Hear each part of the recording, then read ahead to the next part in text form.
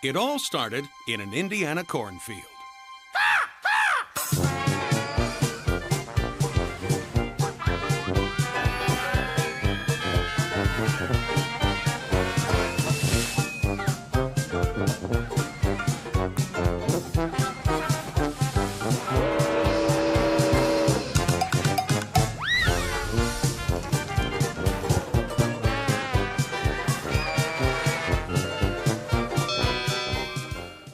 Okay, Indiana Beach. Indiana Beach is an amusement park, a small amusement park located just north of Monticello, Indiana. So that's here on the map. And we're gonna talk park, but before we do, I want to give you as the viewers a feel for the town. See what it would be like to walk around on these streets and then crave a visit to the beach. So here we have an ice cream parlor. We have some classic Midwest sights, sounds, a beautiful Midwest bridge with some genuinely gorgeous trees, and I like the street lamps too, even.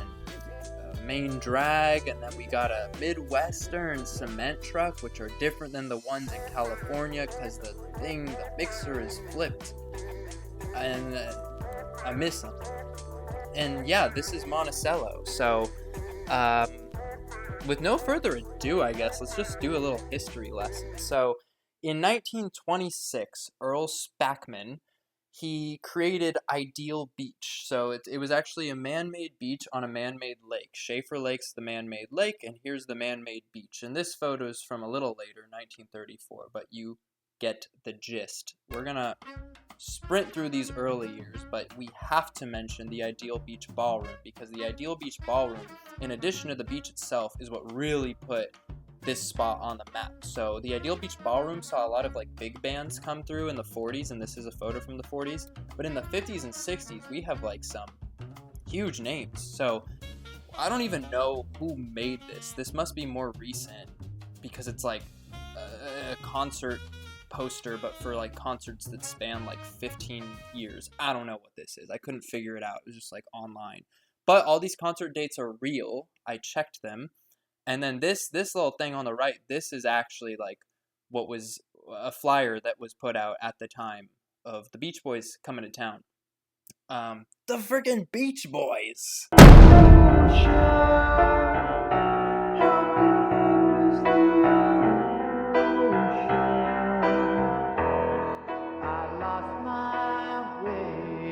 Speaking of the Beach Boys, Kokomo is not real in the sense of the song.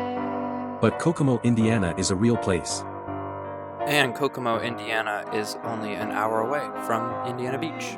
If you're not aware of what was going on in those past few seconds, it was basically me hating on Mike Love of the Beach Boys and loving Brian Wilson of the Beach Boys, because Brian Wilson's a genius and Mike Love is evil. Anywho, this is Tom Spackman. This is Earl Spackman's son, and the reason I'm showing him is because Earl Spackman died in 1946, and Tom here took over the operations of the park, and he's what really brought it into this brand new era. He renamed it Indiana Beach in 1952, and then in later years it adopted this slogan, "There's more than corn in Indiana," and it also adopted the mascot, though that wasn't 1952.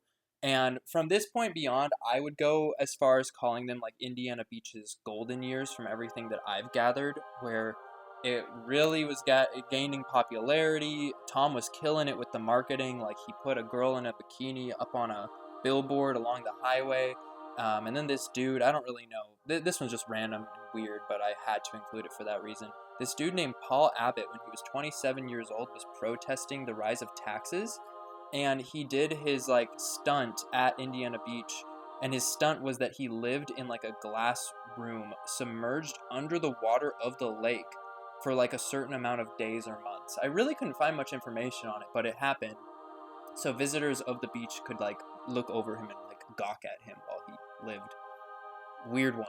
Weird one for sure. Not much information to it. It really makes you think of a lot of more questions, but don't ask. You won't find anything. This is Tom Spackman in the 50s with the Scrambler that they still have there, but the Scrambler most certainly doesn't still go out over the water like that, which I think is like the coolest thing ever, that it went over the water of the lake. That's so neat. But it was like a capacity nightmare because they had to load it in like 3 different stages, right? Does that make sense? This is like, I think a little later on, they had the Rollo plane, which is this attraction right here. That's like a model of attraction is the Rollo plane. And actually at Knoebels in Pennsylvania, they still have a Rollo plane there.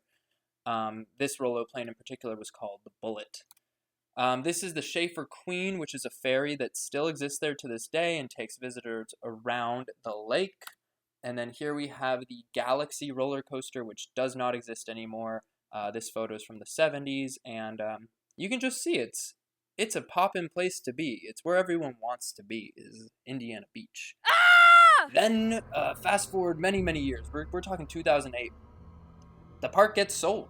You know, I'm imagining they came upon some hard times. They sold the park to Morgan RV LLC in 2008, which I can't find any information on. Then in 2015, the big bad decision was that they sold it to Apex Parks. They're based out of Irvine, first of all. That should tell you enough.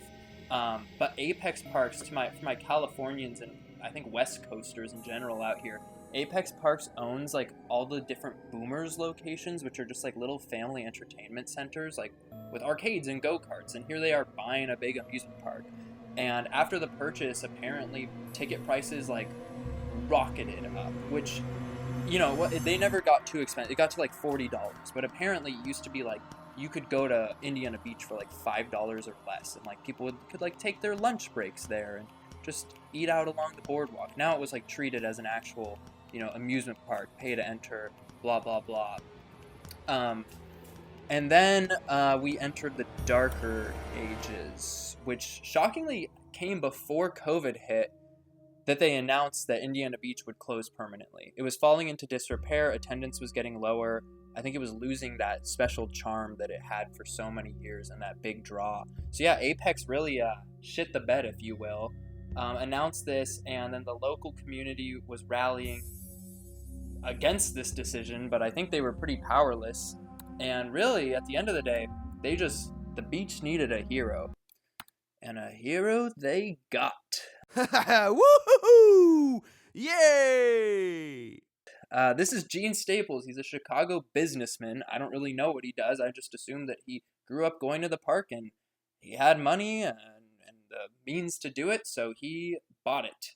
And I've heard that in the years since his purchase, it's been on the up and up, and I have him to thank for me being able to go to Indiana Beach. So seriously, this guy's a certified legend.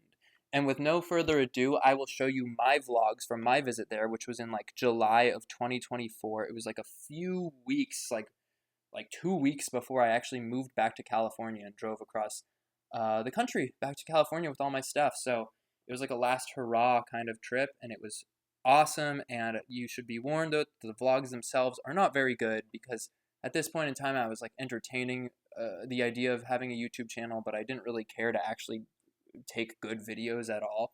So just bear with them.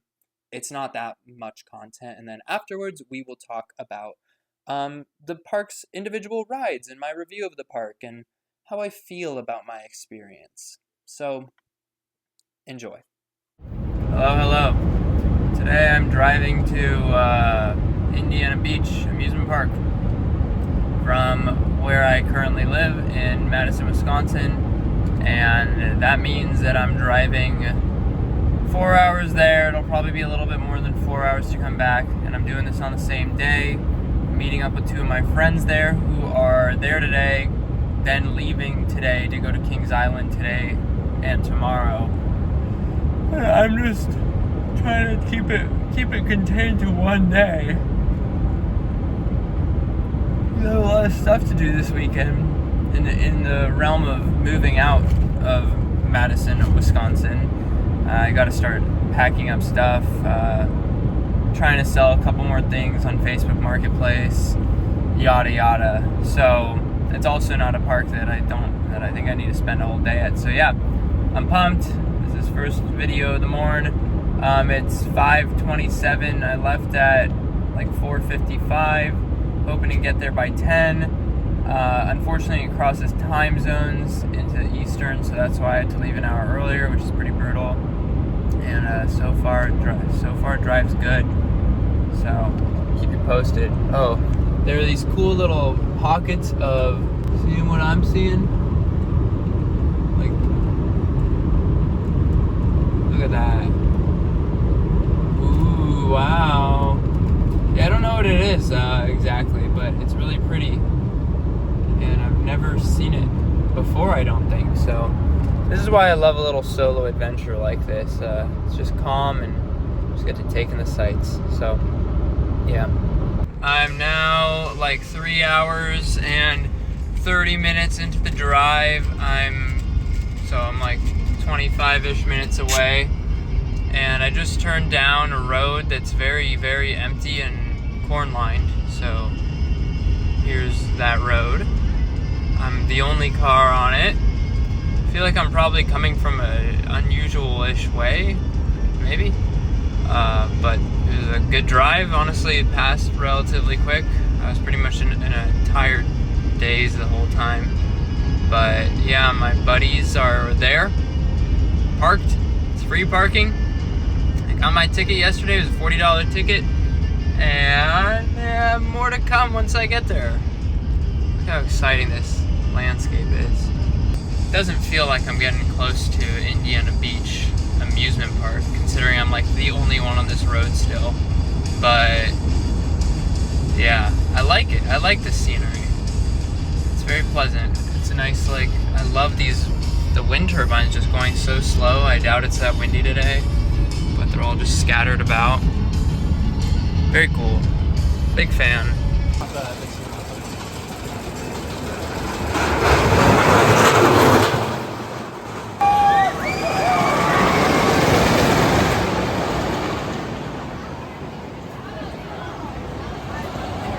All right, we're at Indiana Beach, and we just did Cornball Express. Should have turned the camera right there.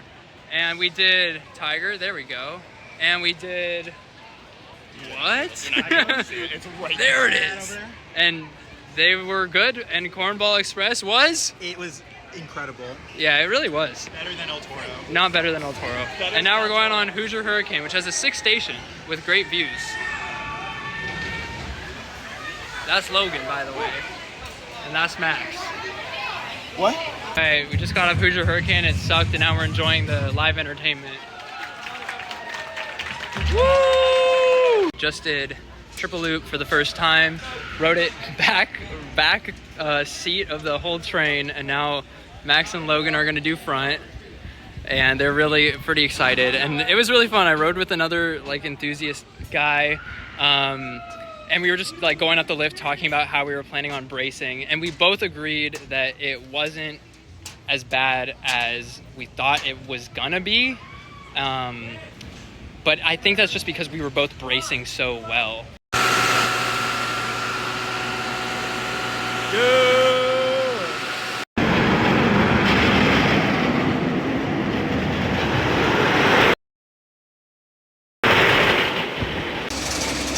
All right, we just did this one, Steel Hog, and it was fun.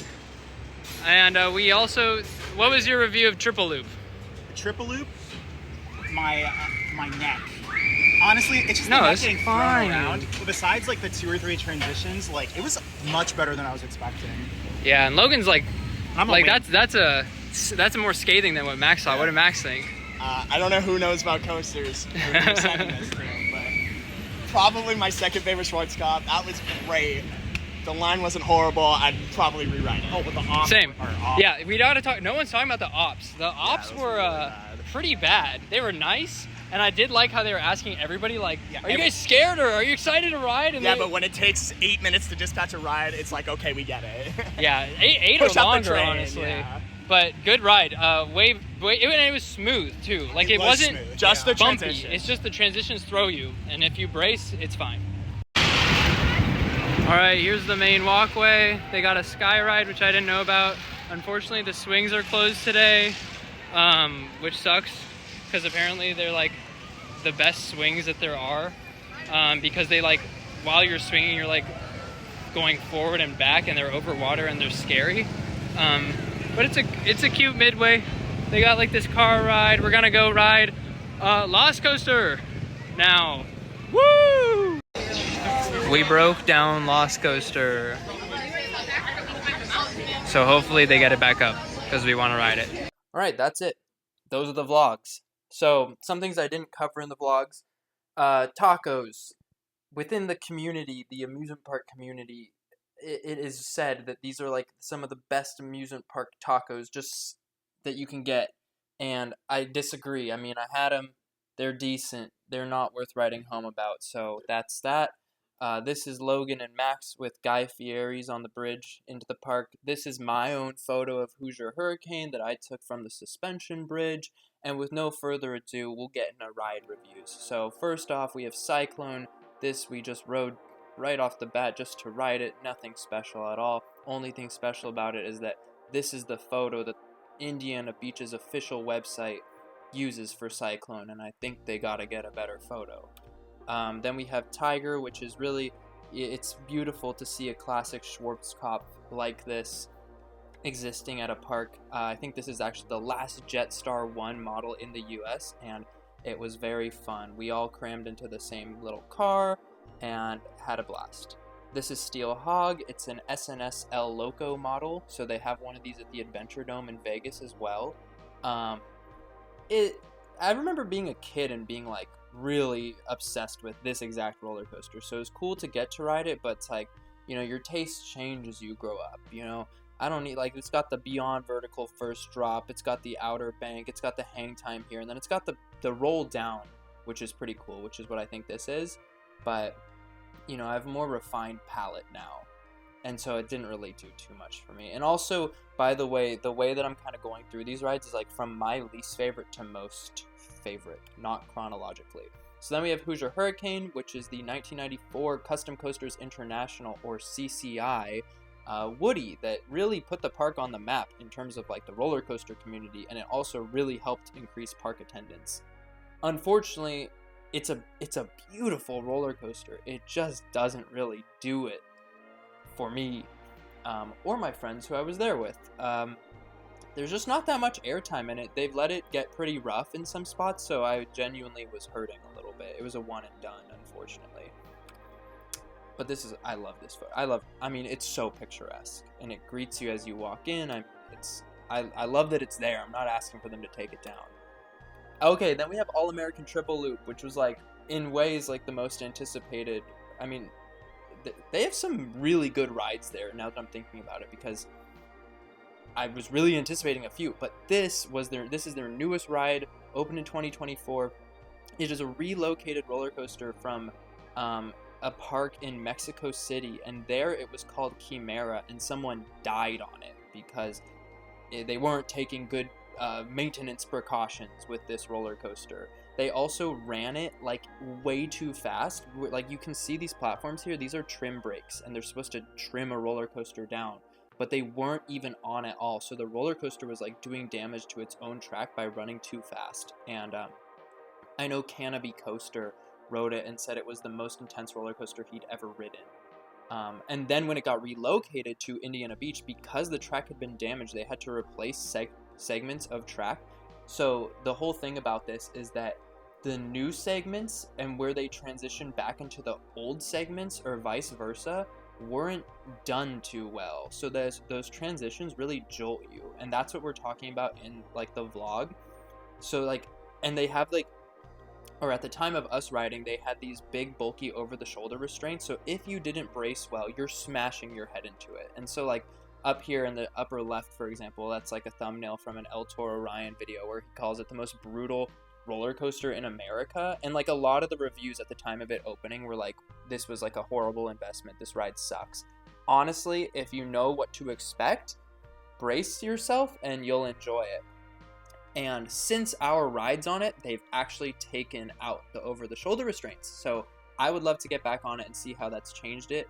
Also, last little tangent anecdote story is that they literally let like this 85-plus-year-old guy ride the ride in front of us in line, and it was me and my two friends were like, what? And then we were standing in line next to these other like roller coaster enthusiast seeming guys, and we were all just like, they're gonna let this guy ride, because he could seriously hardly like walk.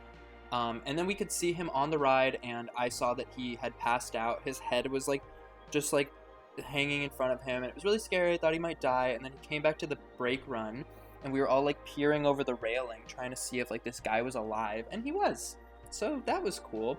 But it puts the park at like, I don't even know what I'd do as a ride operator if I like see this guy who I think might die. I mean, I'm probably not going to let him ride and get in a big old fight right there. I can't not remark on the name of this roller coaster being All-American Triple Loop, considering it was made by German manufacturer Schwarzkopf and then served its time in Mexico. So there's really just nothing All-American about it, and it had to be said. Cornball Express. This is the other, I mean, there's 3 CCI, Custom Coasters International, roller coasters at this park. This one opened up in 2001. It is smaller than Hoosier Hurricane. It shares a lot of the same structure, which is awesome. So this is Hoosier Hurricane in the background. Cornball Express is like way smaller, and it just packs a crazy good punch. It's like honestly a fantastic wooden roller coaster. Absolutely love it.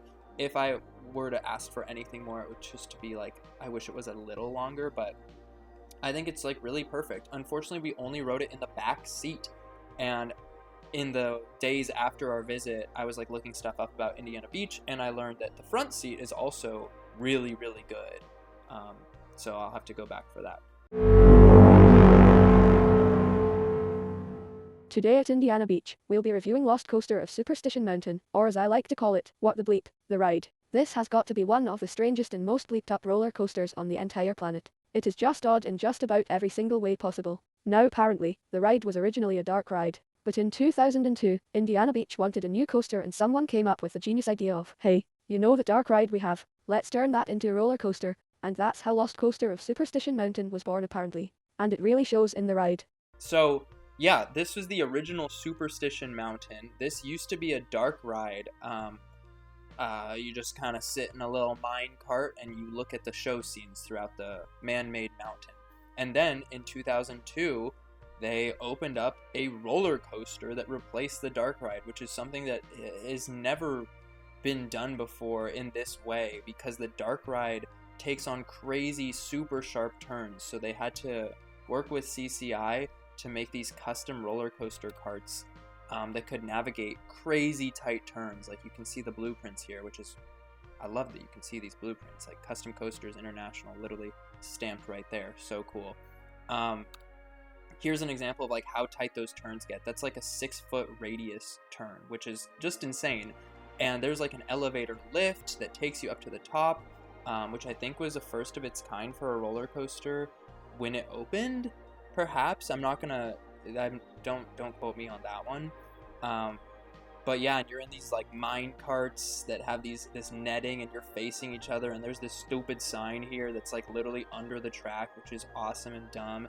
And this is like what I was anticipating most. Luckily it was open for us. Me and Max rode backwards, and I wish we could have ridden it again, but we like broke down the ride because we got stuck at a certain point. That's apparently a very common part of the ride for it to get stuck, and an operator just appeared, like climbed up, and he was like, oh, like, you guys ready to go? We're like, yeah. And he like pulled a lever or like pressed a button, and then we like continued on. And then when we got off, the ride closed down for the rest of the time that we were there, at least. So we literally got last ride.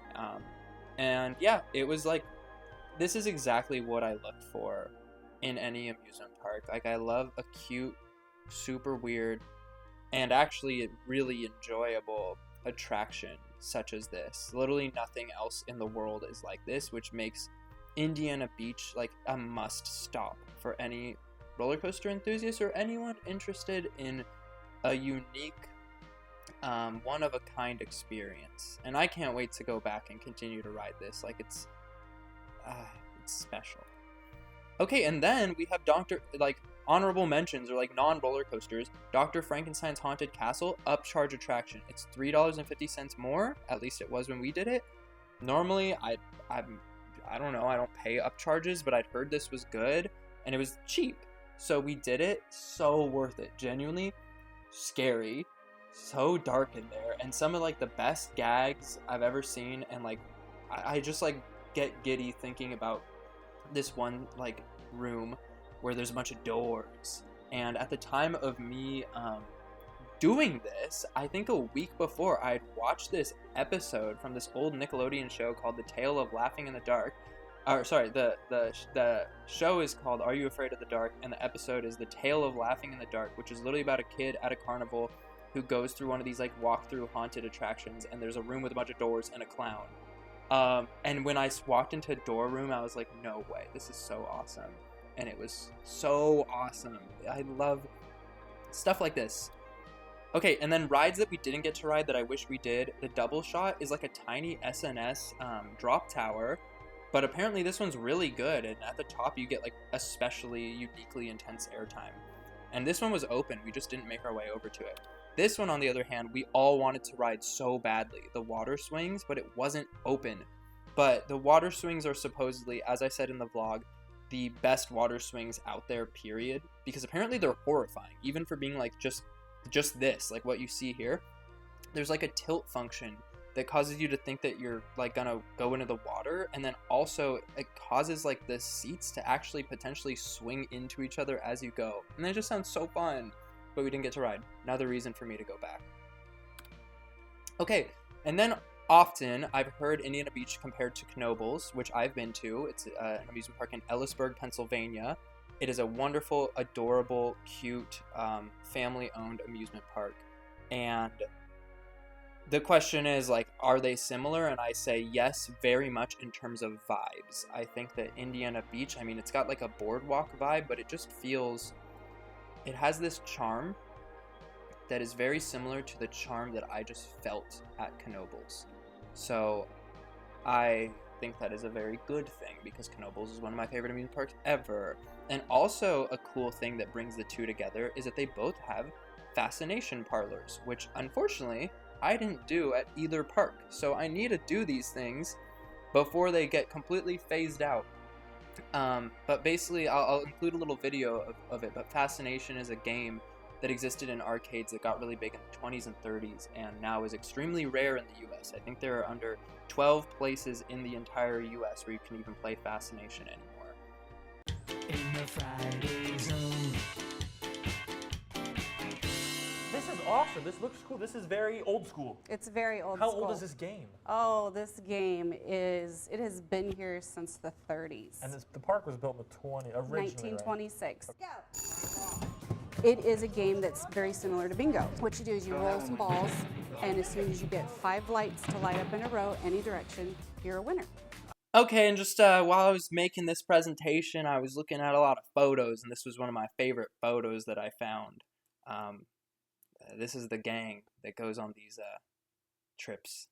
And then also this website, I'll plug it in the description, but I found it, and I love websites such as this. This is an archived website at this point, but I mean, it's dedicated to Indiana Beach. It's with our guide Mike Middleton of Urbana, Indiana. Anywho, that's that. We're gonna end things on a more sentimental note.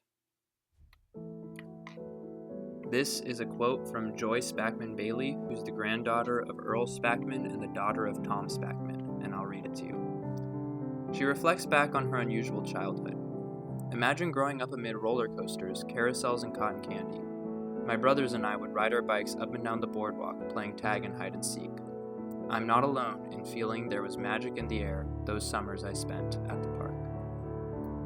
And here's a little postcard picture that I found online with the attached caption that I think evokes the feeling of this quote quite well. A fine day. Lastly, I'll leave you with the tail end of an advertisement that they were running during Indiana Beach's 80th anniversary. It features some words from their mascot, I.B. Crow, but then more importantly, Tom Spackman himself signs off at the end with the park's slogan. So enjoy. Come celebrate 80 years of all the fun at Indiana Beach on beautiful Lake Shafer, Monticello, Indiana, proving once again there is more than corn in Indiana. That's true, there's more than corn in Indiana.